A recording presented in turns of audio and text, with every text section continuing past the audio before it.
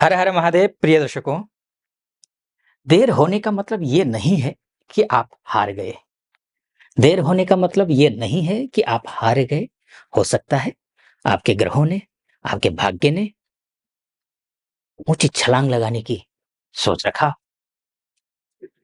और मिथुन राशि है आपकी या लग्न कहिए, आपके लिए ये जो समय है खासकर 3 फरवरी से लेकर के 31 मई के बीच का जो समय है ना, यानी कि वसंत पंचमी से लेकर के 31 मई के बीच का समय ये अद्भुत है। कुछ अच्छा होने वाला है, कुछ बेहतरीन होने वाला है।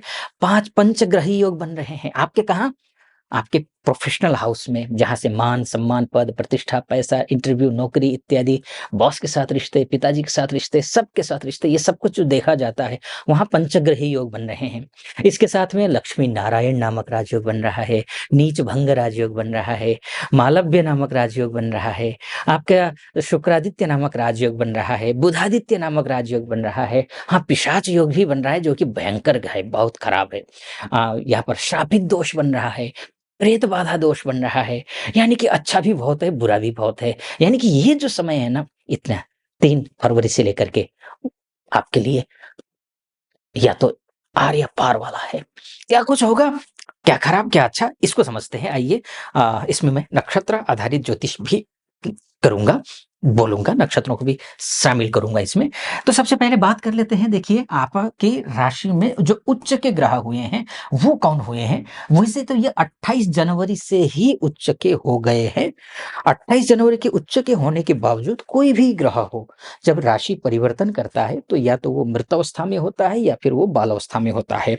ना तो मृतावस्था का ग्रह काम का होता है, फलदायी होता है, प्रभावी होता है, ना तो बालावस्था का।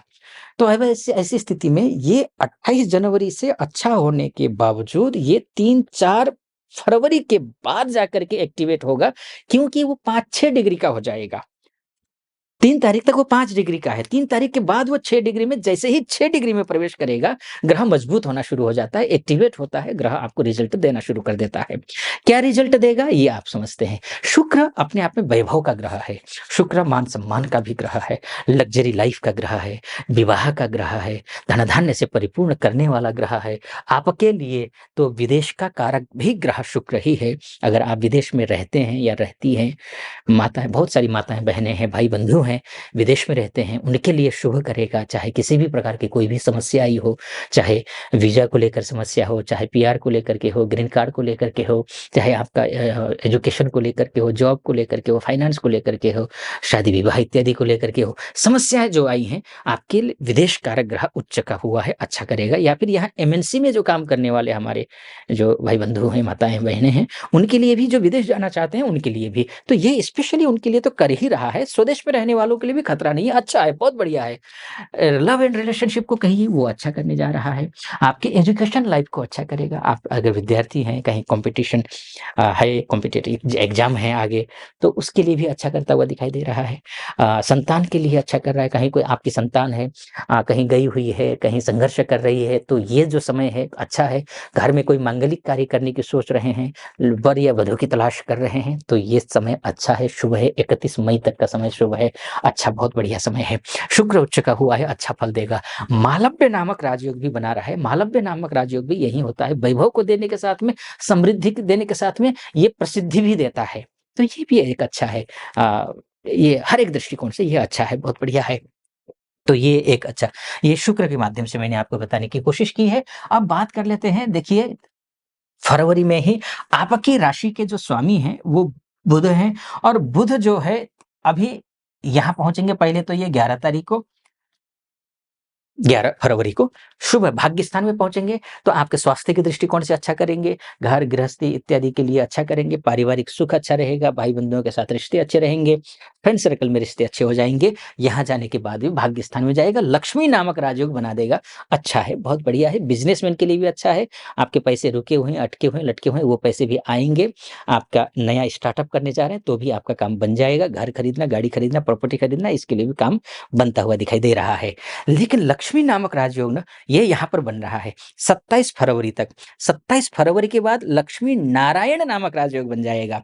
जब तक लक्ष्मी नामक राजयोग बनता है ना, तो लक्ष्मी का जो स्वभाव होता है वो गमनशीला होता है, यानी कि वो अस्थिर है, वो स्थिर नहीं है। लक्ष्मी जी, पैसा आपके हाथ में आता है, टिकता है क्या? पैसा आता है, जाता है। लक्ष्मी जी आती हैं, चली जाती हैं। लेकिन जहाँ नारायण होते हैं, जहाँ श्रीहरि होते हैं, वहाँ लक्ष्मी जी विराजमान होती हैं, वहाँ लक्ष्मी जी का वास होता है। तो अब ऐसी स्थिति में 27 फरवरी से लेकर के जैसे ही बुध यहाँ जाएँगे, तो क्या होगा? आपका लक्ष्मी नारायण नामक राजयोग बन जाएगा, तो अर्थात पैसे भी आएँगे, पैसे रुकेंगे भी। ये अच्छा योग दिखाई दे रहा है, एक। दूसरी बात, नीच भंग नामक राजयोग बनता है, तो नीच भंग नामक राजयोग में क्या करना है? अगर आपने शो ऑफ ज़्यादा किया, तो आपके लिए नुकसान होगा।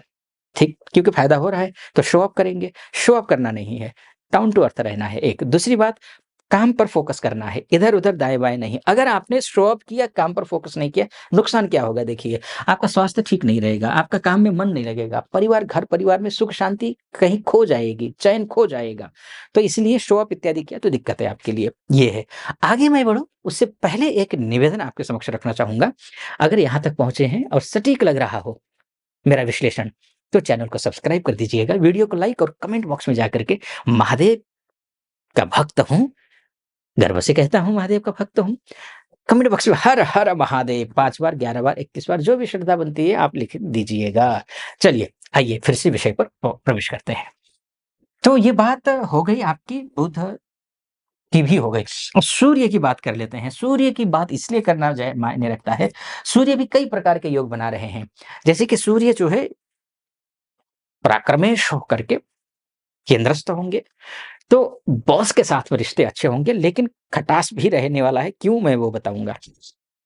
होगा क्या देखिए, कि पराक्रमेश होकर के जाएँगे, अच्छा है, बहुत बढ़िया है, लेकिन अपने स्थान से भावात भावम को हम देखेंगे, तो अपने स्थान से वो अष्टम में चले जाएँगे। तो वो अष्टम में जाकर के सूर्य का बैठना उतना शुभ नहीं होता है, उसमें भी राहु के साथ में होंगे, तो आपको कॉन्फिडेंस लेवल को डाउन कर सकते हैं, इस बात का आपको ध्यान रखना है। सूर्य दशम में बहुत अच्छे होते हैं, बहुत अच्छे होते हैं, लेकिन मिथुन राशि के लिए भावात भावम के हिसाब से ये अपने भाव से षष्ठस्थ हो जाएँगे, तो ये अष्टमस्थ हो जाएँगे, ये थोड़ा-सा ठीक नहीं है। राहु के साथ भी ग्रहण योग बना दिया, ये भी ठीक नहीं है। तो क्या करना है? प्रातः जल्दी उठना है, आदित्य हृदय स्तोत्र का पाठ करना है, सूर्य को अर्घ्य देना है। तो ये आपको ध्यान रखना है, 1 महीने के लिए है, 1 महीने के लिए। उसके बाद जाकर के फिर 1 महीना, यानी कि अप्रैल के मिड के बाद आप फिर राजा आदमी हैं, कोई चिंता की बात नहीं। सूर्य के दृष्टिकोण से वैसे तो पहले से ही अच्छा है, लेकिन सूर्य क्योंकि एक ही ग्रह तो कोई संपूर्ण फल तो देता नहीं है, सभी ग्रहों का मिला-जुला फल का ही परिणाम आपका भविष्य होता है। तो अब ऐसी स्थिति में अप्रैल के मिड से लेकर के मई के मिड तक उच्च के रहेंगे, यानी कि मान, सम्मान, पद, प्रतिष्ठा, उच्च अधिकारियों के साथ, पॉलिटिशियन के साथ या पॉलिटिक्स में ही आप शामिल हो, तो आपके लिए कॉन्फिडेंस लेवल, पिताजी के साथ रिश्तों को कहिए, हर क्षेत्र में अच्छा करेंगे सूर्य। लेकिन उससे पहले 1 महीने मार्च मिड से अप्रैल मिड के बीच में सूर्य की उपासना करनी ज़रूरी है, अन्यथा सूर्य ग्रहण योग है। सूर्य ग्रहण योग में आपके सूर्य को कमज़ोर कर देगा।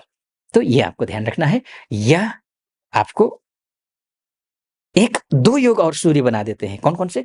जो कि अच्छे योग हैं, वो बताना ज़रूरी है। एक बुधादित्य नामक राजयोग, जो कि आपके लिए बहुत अच्छा है, आपका बिज़नेस के लिए अच्छा है, आपके इंटरव्यू के लिए अच्छा है, आपकी बुद्धि विवेक के लिए अच्छा है, आपकी जो सोच होगी वो राजाओं वाली सोच होगी, आपकी जो सोच होगी वो राजकुमार वाली सोच होगी, आपका अच्छा एक व्यक्तित्व का निखार होगा, ये अच्छा है। लेकिन ग्रहण योग की वजह से उसमें थोड़ा-सा दाग लगेगा, तो इसलिए सूर्य की उपासना करने के लिए मैं कह रहा हूँ। इसके साथ में सूर्य के साथ शुक्र हो जाएँगे, तो शुक्रादित्य नामक राजयोग बन गया और केंद्र में बन गया, दशम में बन गया, तो विशेष लाभदायक तो होता ही है। धन धान्य के साथ में पावर भी आता है, तो ये एक अच्छी बात है। लेकिन सूर्य ग्रहण की वजह से ये योग कमज़ोर पड़ जाते हैं, तो ध्यान रखना है, आपको सूर्य की उपासना करनी है। अब खराब स्थिति भी है, इसके बाद देखिए क्या खराब स्थिति है, इसको समझते हैं। आपके जो शनि है ना, ये पहुँच जाएँगे, अभी तो शनि कुंभ राशि में है, अपनी राशि में भाग्यस्थ होकर के अच्छा है।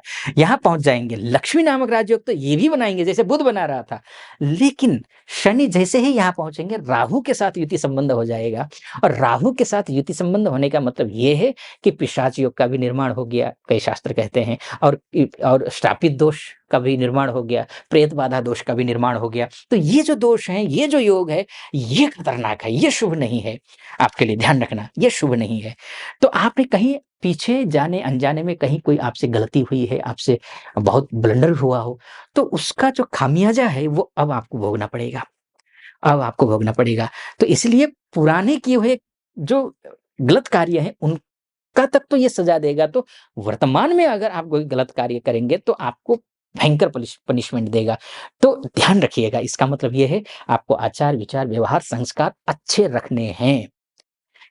किसी को दुःख नहीं पहुँचाना है, किसी को पीड़ा नहीं पहुँचानी है, किसी को मतलब जो है ना गलत तरीके से पैसे नहीं कमाने हैं, इन चीज़ों का ध्यान रखना है, नेगेटिविटी दूर रखना है, ये भी आपको ध्यान रखना है। तो अगर ऐसा करते हैं, इसके साथ-साथ में आप जो है उड़द की सवा किलो उड़द की दाल छिलके वाली, सवा किलो कच्चा कोयला, 2 कील और उसके बाद नारियल 1 या 11 नारियल भी हो सकता है। ये बाँध करके काले कपड़े में बाँध करके आप किसी बहती हुई नदी में प्रवाहित कर दीजिए, तो ये आपके लिए शुभ होगा, शुभ फल मिलेगा आपको। तो ये जो दोष है वो खत्म होगा। ख़ैर बहुत लंबा वीडियो हो जाएगा, बहुत कुछ कहना होता है।